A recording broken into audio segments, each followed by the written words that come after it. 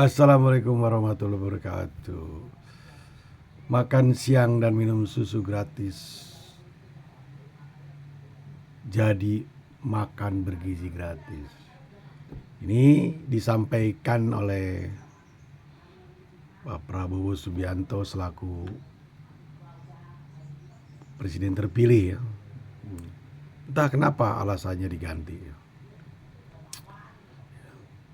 Jadi presiden terpilih Pak Prabowo Subianto mengoreksi nama program makan siang gratis menjadi makan bergizi gratis. Mengapa harus diganti? Jadi mengapa harus diganti ya? Apakah yang dulu programnya itu yang sudah menjadi menjadi janji kampanyenya itu apakah tidak bergizi? Sehingga harus diganti.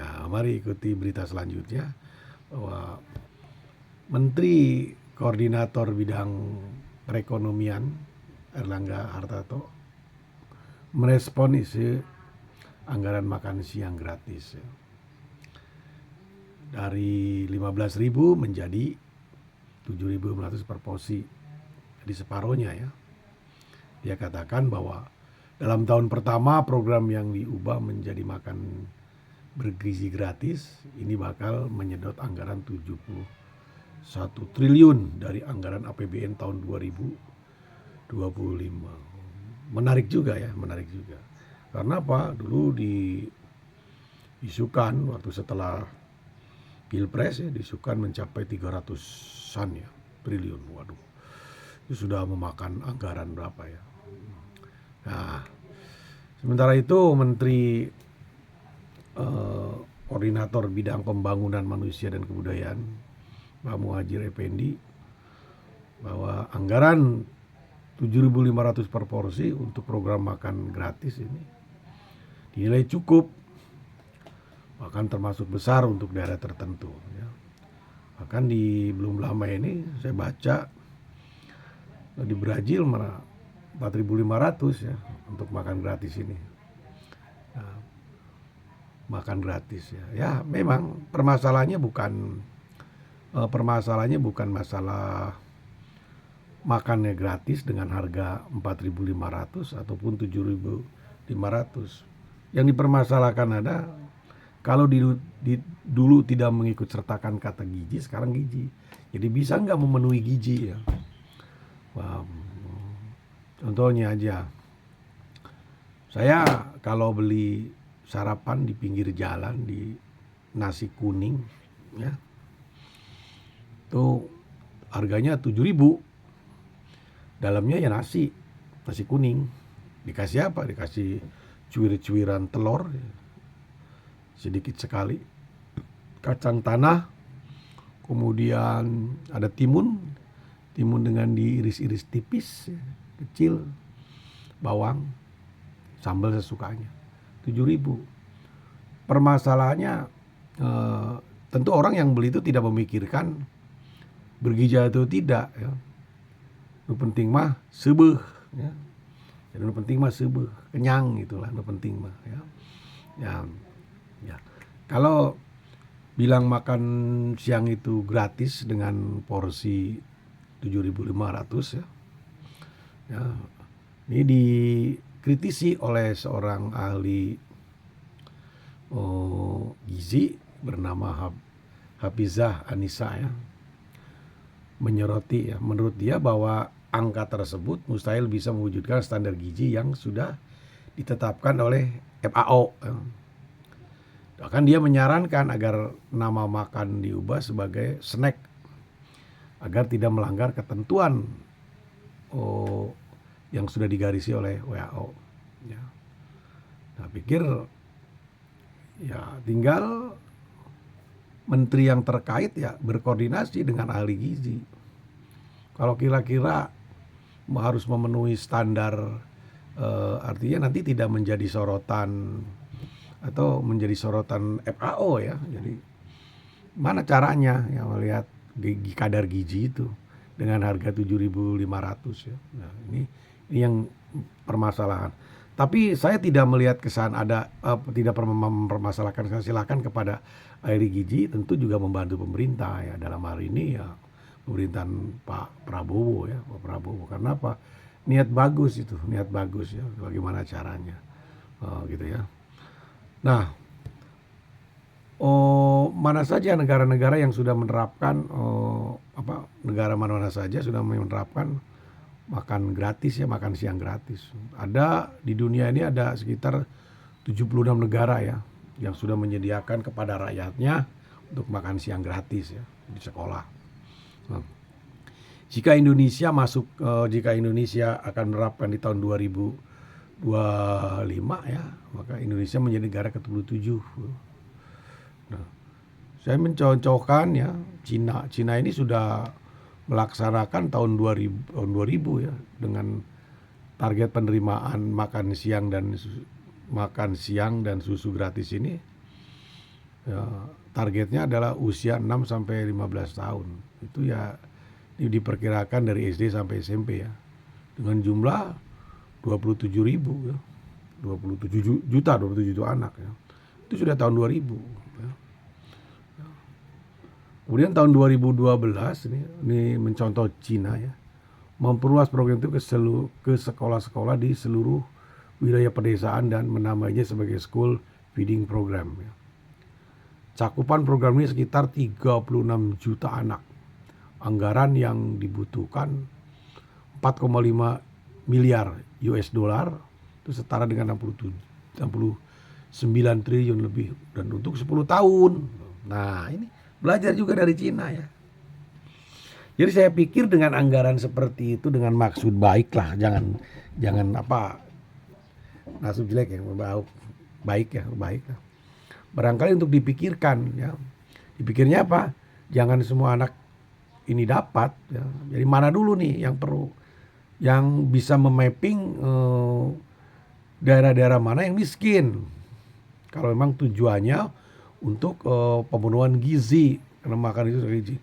Kalau untuk di kota ya mungkin apalagi tidak di kota-kota sekolah-sekolah mewah ya sudah tidak zamannya lagi. Yang kedua, apa yang dilakukan di Cina juga boleh, karena apa? Mereka menyangkut sekolah di pedesaan dulu. Mungkin ada kaitannya bahwa mereka di pedesaan kurang gizi, penting masebeh kan, penting masebeh. Nasi goreng juga nggak pakai apa-apa ya, udah dimakan. Jadi mungkin kadar gizinya kurang, tapi mereka kan karbohidratnya yang tinggi karena tenaga ya. Nah, oleh sebab itu perlu juga, bahkan dia 69 triliun itu untuk 10 tahun ya, untuk 10 tahun.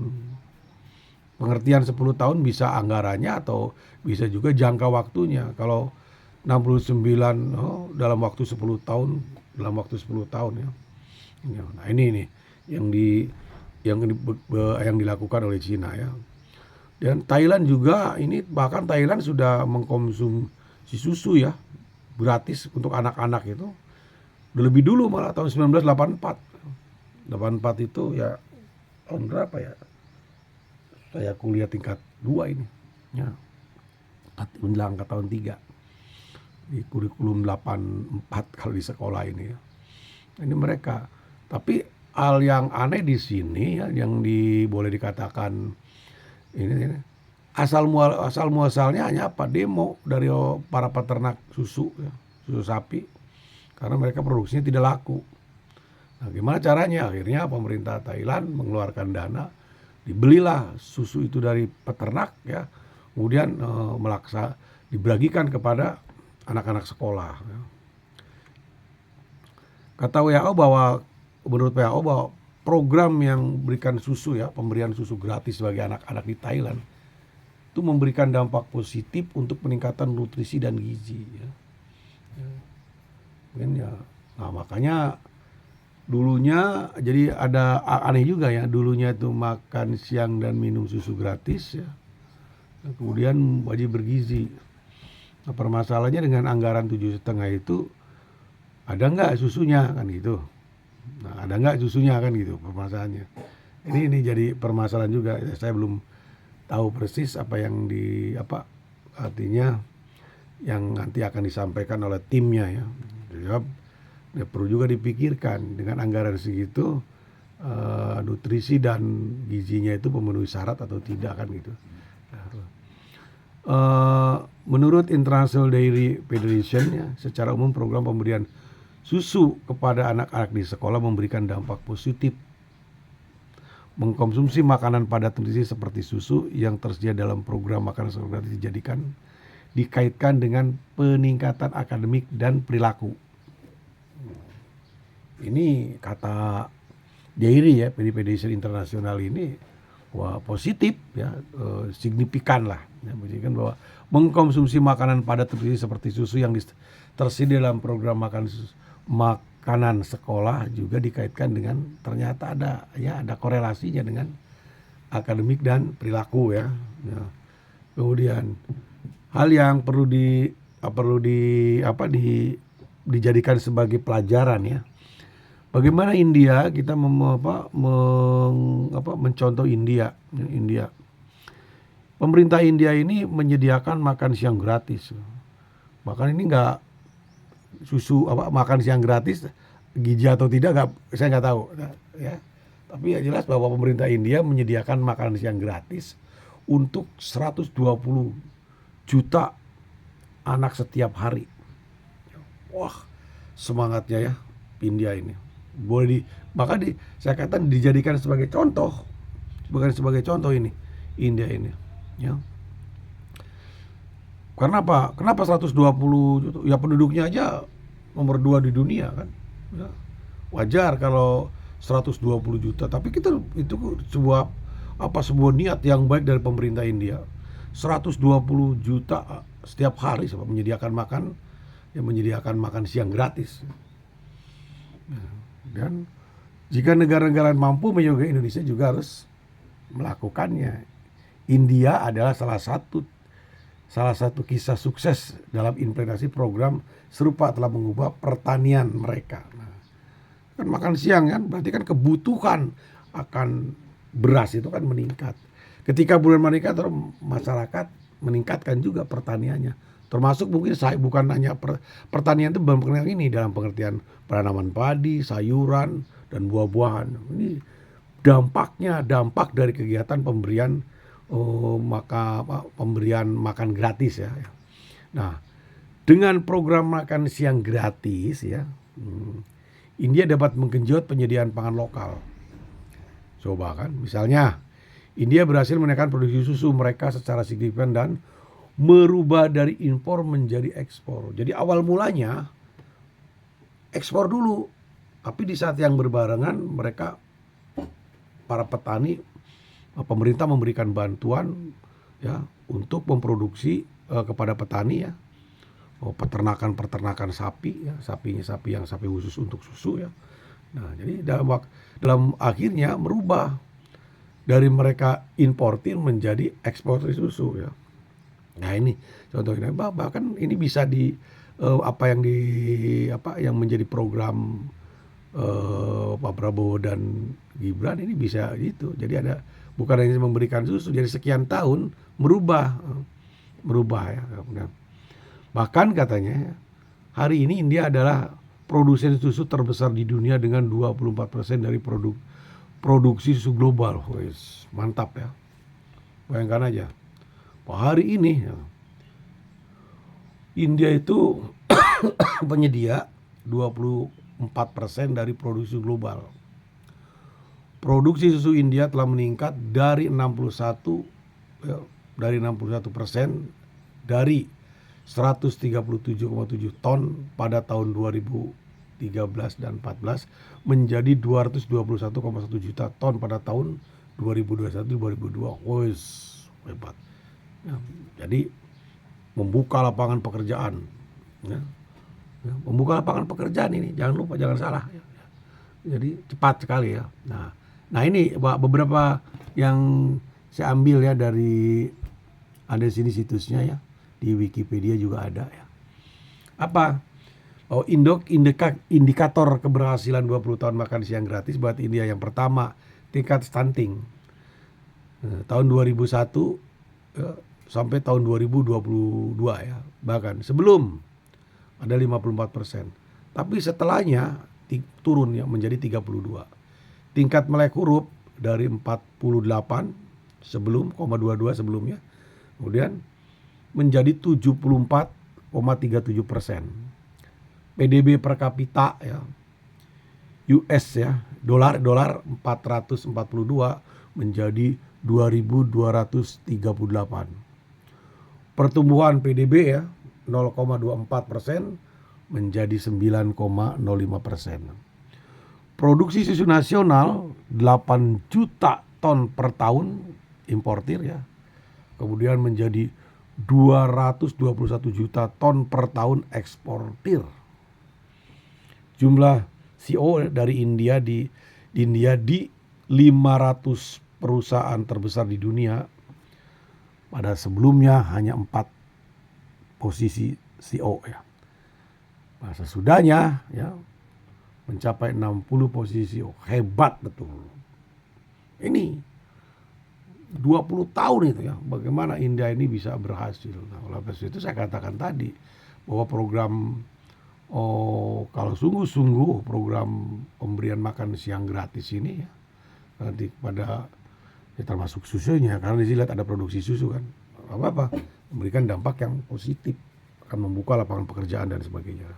Nah, dalam perjalanan langkah menuju Indonesia emas, Indonesia bisa belajar dari pengalaman negara-negara lain, misalnya India. Dengan negara dengan populasi terbesar di dunia, the rise of India menarik untuk dipelajari. 3 dekade lalu ekonominya masih lebih kecil dari Australia, tapi kini 2 kali lipat lebih besar dari Australia. India bahkan nyalip Inggris menjadi kekuatan yang terbesar kelima di dunia. Ya. Menurut proyeksi Center for Economic and Business Research ya, dalam laporan World Economic Roundtable, India akan muncul sebagai kekuatan ekonomi terbesar dunia pada akhir abad ini. Laporan itu juga menyebutkan dengan pertumbuhan rata-rata 6,5% dari tahun 2024 hingga 2009, India akan melampaui Jepang dan Jerman untuk menjadi kekuatan yang terbesar ketiga di dunia pada tahun 2032. Hebat. Nah, ini yang kenapa kita harus belajar dari India ya. Ya, kenapa? Ya, bahkan ya program ini juga ya, program makan siang dan susu gratis itu yang dilakukan oleh timnya Pak Prabowo ya nggak mungkin nggak jauh dari dia mempelajari keberhasilan India dalam melaksanakan program ini ya.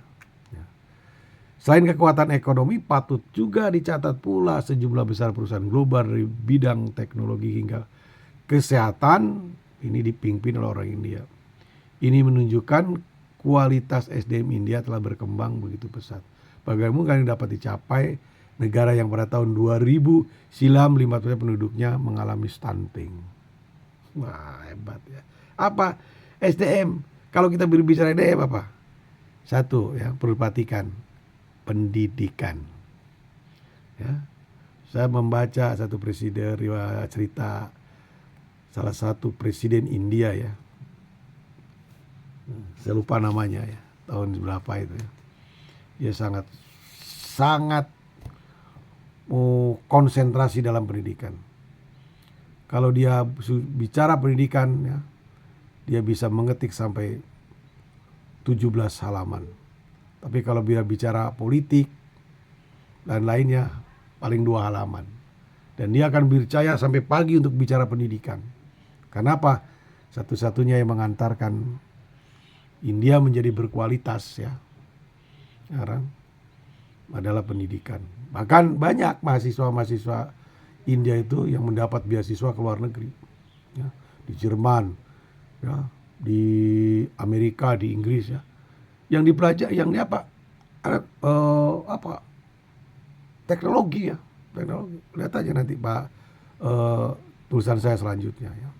Bahkan 30% dari tenaga medis di Amerika itu adalah orang-orang India. Ya, okay. Indonesia melaksanakan program ini akan menciptakan juta. Jika Indonesia melaksanakan program ini ya, betul-betul bisa menurut pengamat ya, ahli ya, ini dilaksanakan akan menciptakan jutaan lapangan kerja baru, terutama dalam hal penyediaan makanan dan sekolah. Setidaknya akan tercipta 1,8 juta lapangan pekerjaan permanen baru, yang sebagian besar adalah lapangan pekerjaan untuk ibu-ibu yang menyiapkan makanan di dapur-dapur ya. Nah, itulah yang diharapkan ya.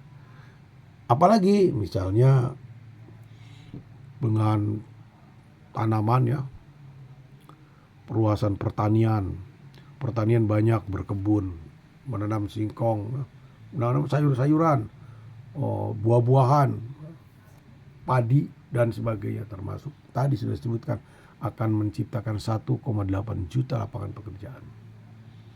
Itu aja yang bisa disampaikan. Semoga bermanfaat. Terima kasih. Assalamualaikum warahmatullahi wabarakatuh.